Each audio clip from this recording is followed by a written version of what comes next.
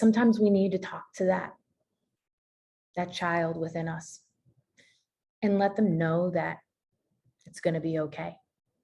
And let them know that, can we have like a one-on-one here? Can we have like a heart-to-heart talk? I know some of you may not know me, and maybe we're just meeting for the very first time, but you need to hear this. There's that inner child inside of you that has joy, that has hope, that has love, and that has aspirations for a better future. How many dreamers do we have out there? I think we all have a dreamer inside of each and every one of us. And that's where the journey begins. And maybe when we can't talk about it or think about it too much, we have a dream when we're yay big. You can't see my hand right now. And we're just about getting ready to walk for the first time. We probably don't remember this, but deep down in our innate abilities and being, we desired to stand up as the little people that we were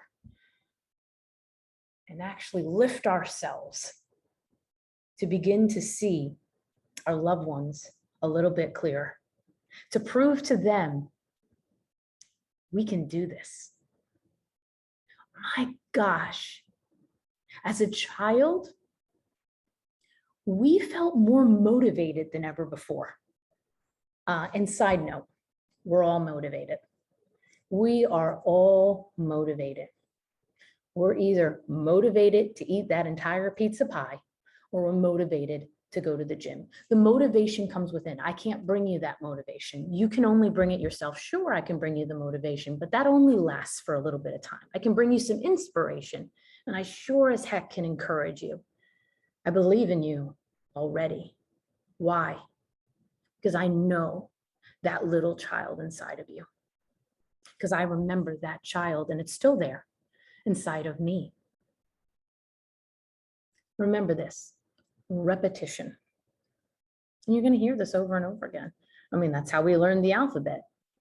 But let's face it, before we learned that, we learned how to crawl, we learned how to walk, and we learned how to talk. And we didn't give up. For most of us, we did not give up until that was made possible. And I want you to dig down inside of you and talk to that inner child. Let them know that you believe in them. Let them know they were made for more. Yes, more than you have right now. You might say, well, Jen, I'm doing pretty good. You know, I got a roof over my head. I got a working vehicle. I have my health. No, you were made for more. Say that. I am made for more. Yes, you are. And as children, we didn't give up. We didn't give up until we got our hand in that cookie jar, whether mom and dad or aunt or grandma or anyone else said it was okay. We were going to end that day getting what we wanted. It's time to get what we want, what we deserve, but also to live out and fulfill our calling. Yeah, you. Are you fulfilling your calling? Let me tell you a quick story. It's a random one. I remember going 100 miles per hour, speeding after someone, going through red lights. Yes, making a left-hand turn on a red light. I don't know where you live, but you're not allowed to do that here. Okay, I did some crazy things for a job, and I'm not knocking anybody who's in this job, because I know very close family that is, because I did this. But I was a private investigator, and I chased after people for a living, so I could see how they were living their life and see if they were telling the truth. As I know that they're living their life on the edge, I'm living my life on the edge. Why? Why am I doing this craziness? For a paycheck. I'm not knocking anybody, but I did that. And maybe the way I did it wasn't the best way because I'm a little bit of a lunatic. Okay. I'm crazy. Who's crazy? Who's like really extra sometimes? Like you are an extremist. I'm an extremist. And like when I get myself into something, whether it's right, wrong, indifferent, I'm going to do whatever it takes. Right. And that's not the right way to live your life when it comes to possibly hurting someone. Yes, be an extremist, but when it comes to your future and your goals and attacking them with every part of your being, I'm here today because I'm attacking mine. And I just want to know if you're going to show up tomorrow to attack yours with me, because we need accountability. We need help. We need strength. We need a pull. We need a push. Really, it's better that we kind of move along this journey together because we all have to get through it to get to what's on the other side. And I can't really explain to you what that is, but when I rest my head for the last time, I want to know that I did everything I possibly could do to live out the God-given innate abilities and dreams and desires in me that my God put inside of me. Many are called, few are chosen. This is one of my most favorite quotes. Many are called. Yes, you're called. And you're like, well, what am I called to do? Was I called to wake up and do what I keep doing? You may have very well been called to do what you're doing right now. And I'm not in particular talking to you. I'm talking to the individual who knows that there's something more they could be doing. I'm talking to the young entrepreneurs out there who want to up their game. I'm talking to the young entrepreneurs out there who want to change their mindset so they can change their lives, their revenue. But you don't change your revenue so you could change just your life. You change your revenue so you can change others. So you can have more time and freedom to be able to do as you please, but pour back in to others. You see, you pour in so you can pour out. You pour in for you, but you end up pouring out for others.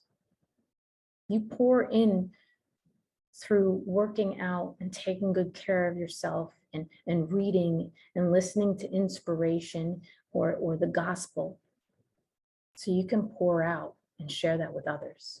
You go through things so you can learn the lessons and share the experiences so you can help someone else get through what they're going through. How many of you are with me on that? So you don't have to be perfect. You just have to be you. You are exactly where you need to be right now. I know that's hard to hear, but you, yes, you, I'm talking to you, are exactly right where you need to be right now.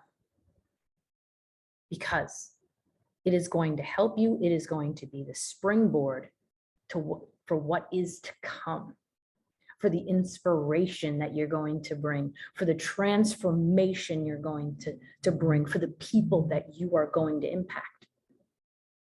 This isn't a motivational talk. This is my heart. This is almost 2 decades of experience working with people in business, but before business even came up, my heart was called to serve. So let's go back to that saying, that quote again. It's many are called, which means you're called, but few are chosen, which means you do the choosing. Few are chosen. The choosing is done by you. When you decide, I'm going to step up to the plate. There's more for me. I'm meant for more. I want more. I'm going to have it. I'm going to do whatever it takes to have it. You see, that talk is the first thing that we're going to have a conversation about and walk you through, is the way that you talk to yourself. the way that you speak to yourself and the way in which you are interpreting things in your life. What is it that Tony Robbins said? Life is happening for us, not to us. Write that one down. Took me a while to get that. I'm slightly ADD, ADHD, dyslexic, but you see, it's what you say. If I keep telling you that, I'm going to slip back into my ways of believing that that's true. It's okay, I'm a little bit of those things. It's okay, you're those things too. Actually, it's a plus. Everything that you have in your life right now, the things you've been through, the past experiences, yes, even the past traumas are going to help be that springboard for you to take you to where you're meant to be, where you're meant to go. Many are called, few are chosen. And I did the choosing when I was about 16, 17 years old. You know, a little dabbler, drugs, alcohol. And my friends got into some stuff and I tried it, and I'm so grateful that I just didn't get addicted. Yes, I am that extremist, but I was able to not slip into that. But it was then that I felt called to help those with substance abuse and addiction, because I believe it all stems back to what you're telling yourself. The programs that you've programmed or have been programmed by other people and that you allowed to still remain there dictate your future, dictate your legacy, dictate your life, or lack thereof of legacy. And you're here because I'm sure you want to leave a legacy. And you're here because maybe you're hurting, you're crying inside. There's some challenges, there's some difficulties, and I want to help you through it. And I'll tell you why I can help. My background is in social work and counseling. I was a substance abuse counselor for men and women for 6 years. I absolutely loved what I did. I did. But when it comes to a $930 check every 2 weeks, I can't live on that. And so, you know, I got a little upgrade in my pay and I changed positions, but I realized I didn't want to be dictated not just by a paycheck, but what someone else would say about me or think about me or tell me what to do or not to do. You know, in the social work and psychology profession, burnout is real.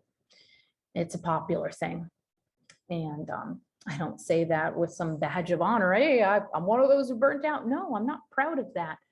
But I'll tell you what, I felt I was made for more, and that's why I'm here speaking to you.